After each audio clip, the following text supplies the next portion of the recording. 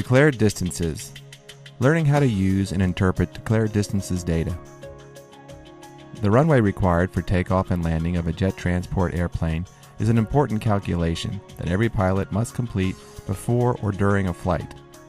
An important element in this calculation is the knowledge of the usable length of runway available for the takeoff and for the landing operation.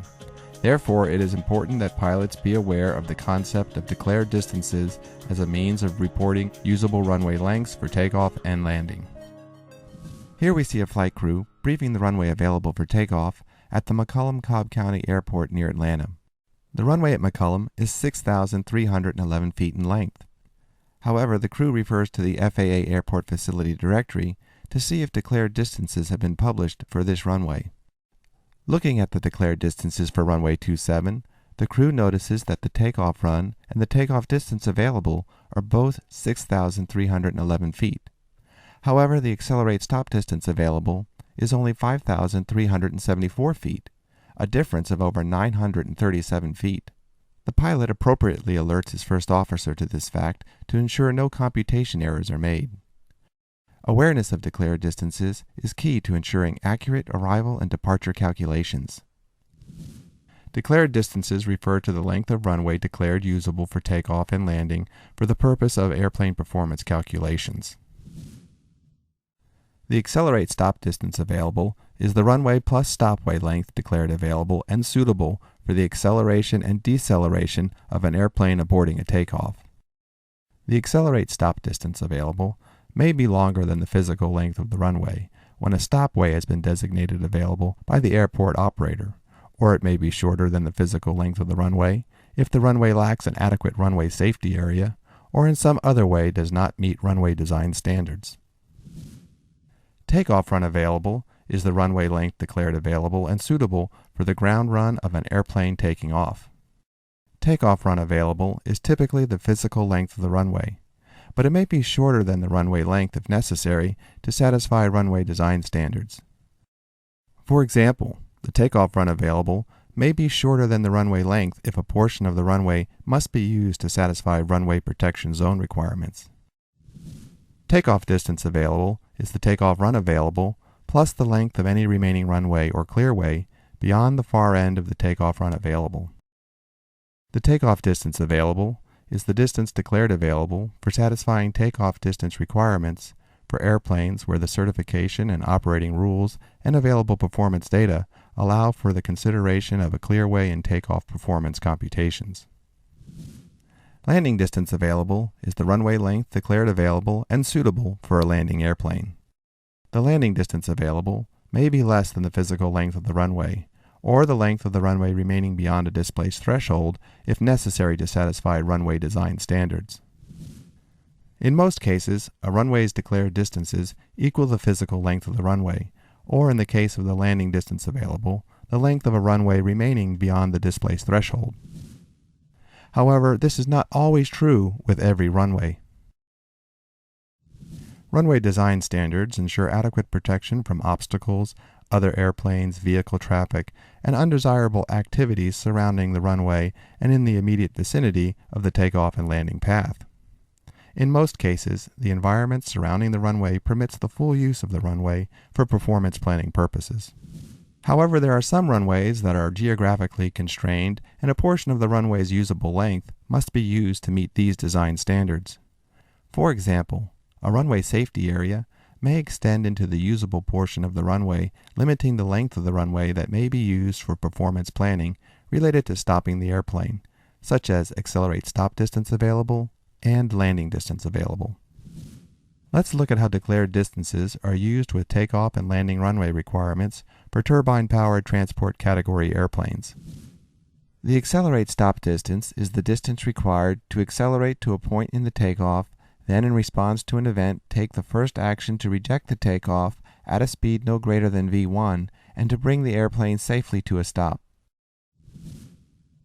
Originally, the accelerate stop distance did not include consideration for events other than engine failure that could lead to a rejected takeoff. In 1978, the certification rules were amended to consider both engine failure and non-engine failure scenarios. Accelerate stop distance is now the longer of the distance with one engine failing just prior to V1, or with all engines operating throughout the rejected takeoff. In response to the disproportionate number of rejected takeoff accidents on wet runways, the certification rules were again amended in 1998. Manufacturers are now required to provide wet runway accelerate stop distance and wet runway takeoff distance data in the airplane flight manual for all newly type certificated transport airplanes, and the operating limitations for these airplanes require the use of this data when the runway is wet. The accelerate stop distance required for takeoff will be the longer of the dry runway accelerate stop distance or the wet runway accelerate stop distance. The calculated accelerate stop distance cannot be longer than the accelerate stop distance available. The takeoff distance is the distance from the start of the takeoff roll to the point at which the airplane attains a specified height above the takeoff surface.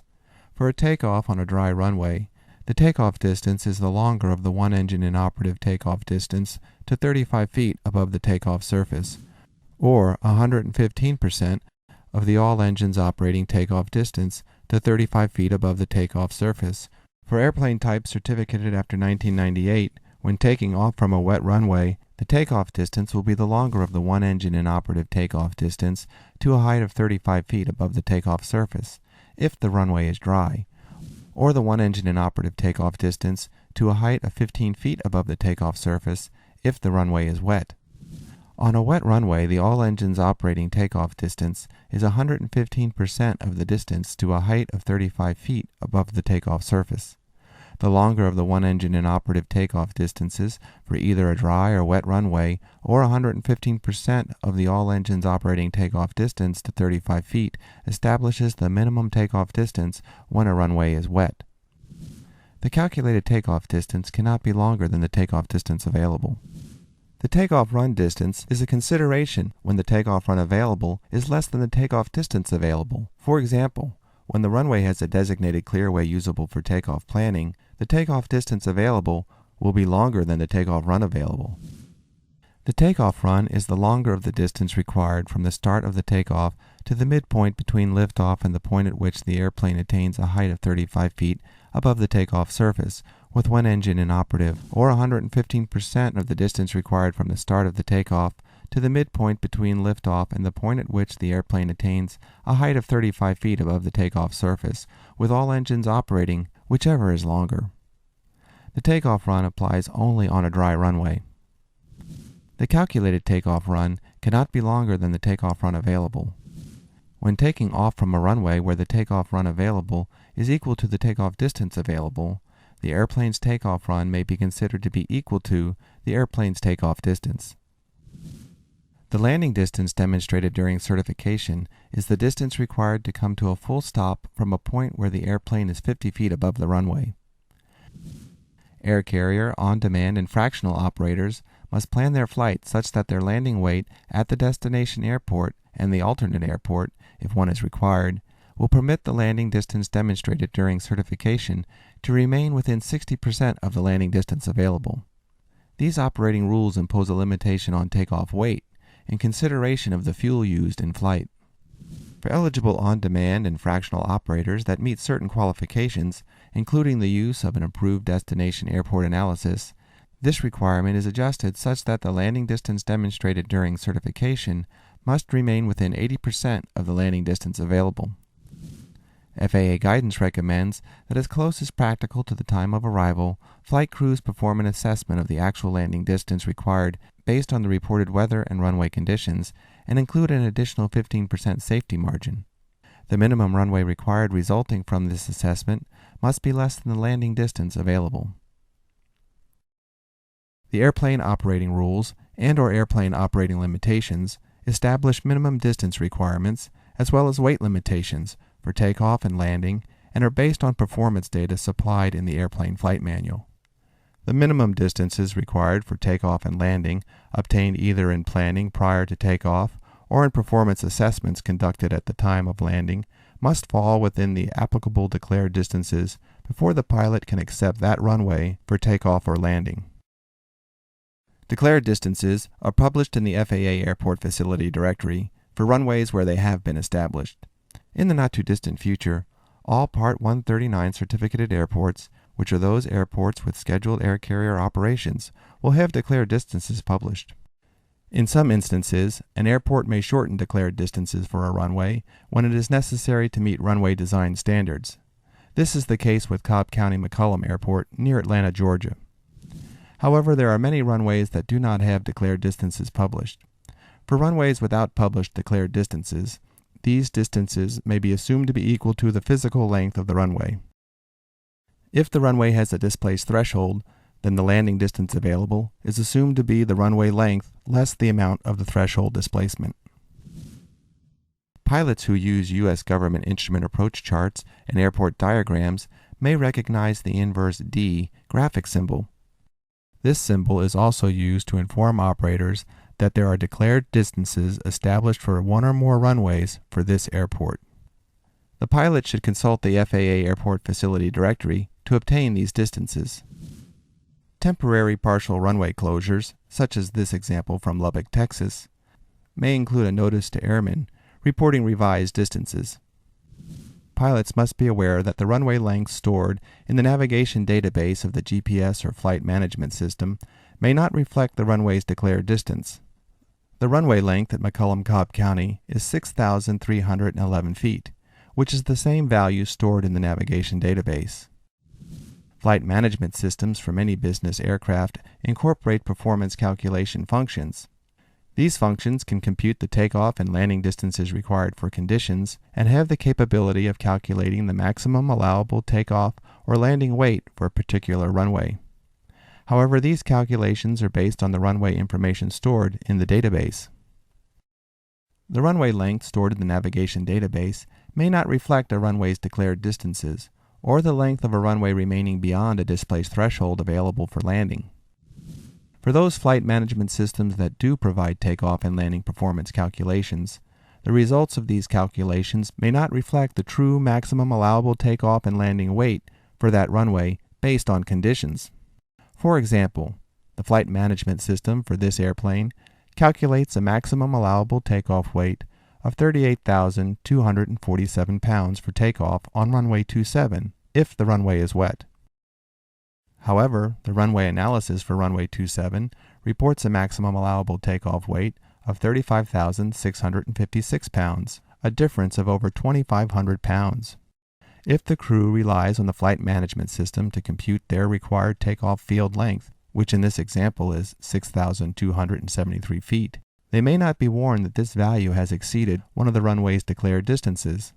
The 6,273-foot takeoff field length required exceeds the runway's accelerate stop distance available of 5,374 feet. The flight management system will provide no warning message of this exceedance.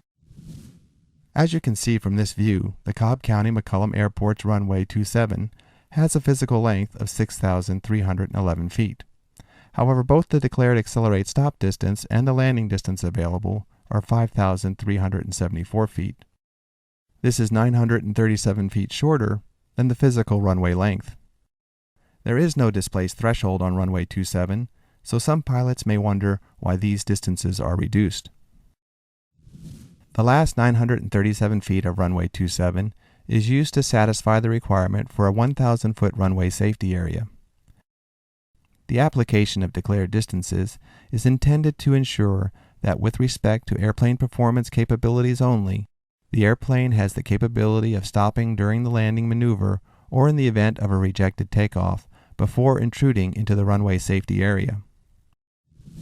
For this reason, the declared accelerate stop distance available and the landing distance available is less than the physical length of the runway.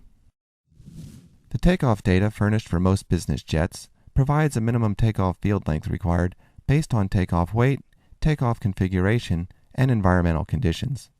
When the manufacturer provides takeoff performance data that shows only one minimum runway length, this length must not exceed the most restrictive of the takeoff declared distances of accelerate stop distance available, takeoff run available, or takeoff distance available.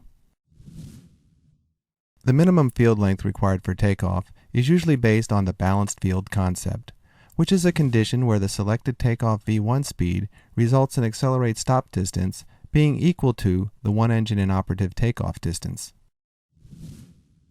A small number of business jets are furnished with unbalanced field takeoff data that allows for the independent calculation of takeoff distance, takeoff run, and accelerate stop distance. These airplanes can realize a takeoff weight advantage over an airplane that is limited to balanced field takeoff data by calculating an unbalanced V1 that may be higher or lower than the balanced value, depending on the declared distances available. If the runway remaining beyond the end of the accelerate stop distance available is included in the takeoff run available and the takeoff distance available, then by using the unbalanced V1, this remaining runway may be used for calculating the takeoff run and takeoff distances to permit an increase in maximum allowable takeoff weight. However, the use of unbalanced takeoff data is an involved process. Use of an airplane performance planning software tool or an airport engineering service that furnishes a runway analysis is recommended. A number of business airplane operators use airport diagrams and instrument approach procedure charts furnished by a commercial provider, for example Jeppesen. On their charts, Jeppesen publishes usable runway lengths, not declared distances. The usable length concept was created many years prior to the formal creation of the declared distance concept and continues to be published on their charts in lieu of declared distances. Usable length takeoff is almost identical to takeoff run available, and usable length landing beyond threshold is similar to landing distance available, but they are not takeoff run available and landing distance available, and Jeppesen does not incorporate anything similar to accelerate stop distance available and takeoff distance available on these charts. When a takeoff value and/or landing value is available from source information that is shorter than the runway, Jeppesen wants to display the more conservative values. Jeppesen also publishes notes or otherwise explains length deficiencies or unique usable lengths. When the landing length is shorter than the full runway length, and this is not due to a displacement, then an additional explanatory ball note is applied, reading similar to the following: last 900 feet is unavailable for landing distance computations. A displacement is accounted for on the charts, not in a length value, but rather in a displaced threshold symbol designation on the charted runway. Jeppesen's charts are meant to be used for flight and navigation in the first place and flight planning in the second place. Jeppesen additionally offers other products and services specifically for flight planning. The full runway length will always be applied on the plan view to serve pilots' overall needs, as well as unplanned emergency decision-making. It is important to understand that the application of declared distances has no bearing on the operational use of the runway for taxi, takeoff, and landing rollout operations, provided the runway surface is appropriately marked as usable runway. For example, landing distance available for runway 9 must be used when showing compliance with the landing distance requirements specified in the operating rules or listed in the airplane's operating limitations, or when making a before landing performance assessment. The landing distance available is less than the physical runway length, not only because of the displaced threshold, but also because of the subtractions necessary to meet the runway safety area beyond the far end of the runway. However, during the actual landing operation, it is permissible for the airplane to roll beyond the unmarked end of the landing distance available. Likewise, the accelerate stop distance available for runway 9 must be used when showing compliance with the accelerate stop distance requirements of the airplane operating rules and/or airplane's operating limitations. The accelerate stop distance available is less than the physical length of the runway due to subtractions necessary to achieve the full runway safety area requirement. However, in the event of an aborted takeoff, it is permissible for the airplane to roll beyond the unmarked end of the accelerate stop distance available, as it is brought to a full stop on the remaining usable runway. In summary, it is perfectly acceptable to operate on any portion of a runway that is appropriately marked as usable runway, regardless of a runway's declared distances. These declared distances are for calculation of performance limits only.